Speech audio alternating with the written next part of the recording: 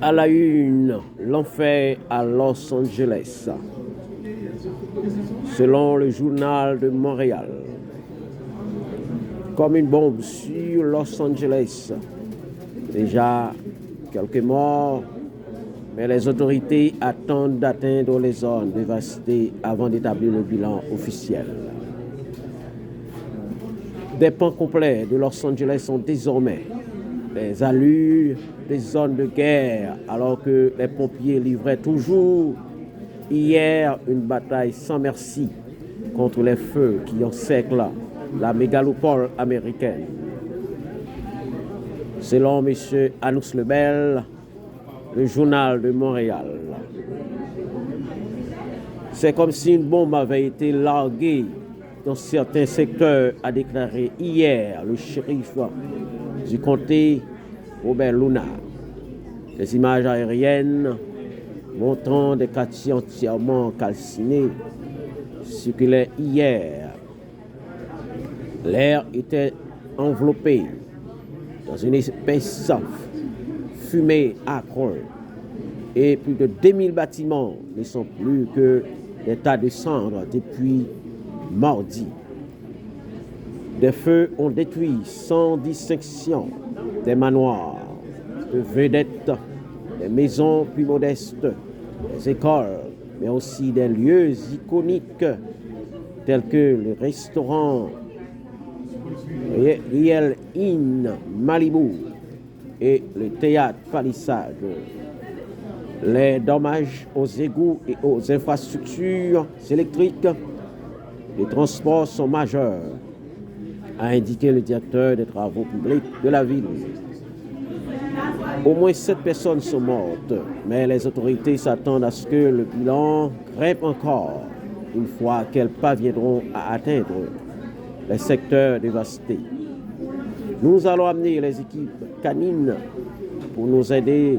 J'espère qu'il y aura trop de morts.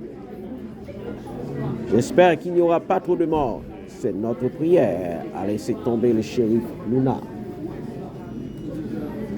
Environ 180 000 personnes étaient encore touchées par un ordre d'évacuation hier.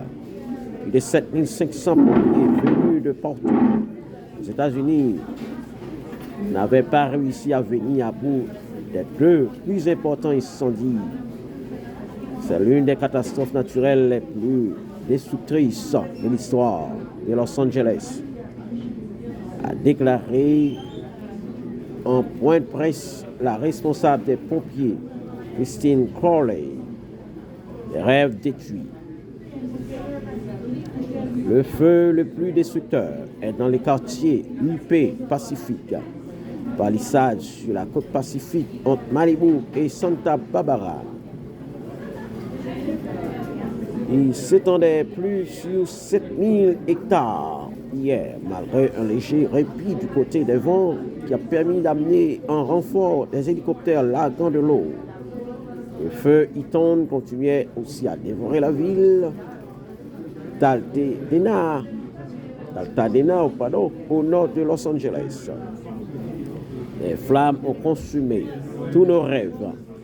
Après des années passées ici, a confié à l'AFP William Gonzalez, un masque sur son visage devant sa maison réduite ensemble.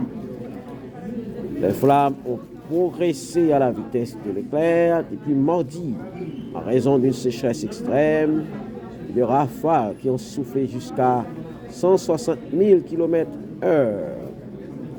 Le pays à venir, Los Angeles se prépare encore au pire. Les feux pourraient continuer à se développer aujourd'hui parce que les météorologues prévoient des conditions ultra sèches et venteuses qui restent critiques. Hollywood peut enfin respirer. Les pompiers ont réussi à maîtriser le feu de Sunset qui menaçait le quartier du cinéma, dont l'ordre d'évacuation a été levé hier matin.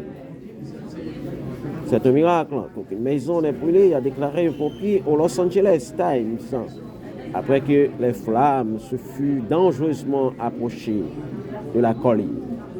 avec les informations de l'AFP, de CNN et du Los Angeles Times. Merci.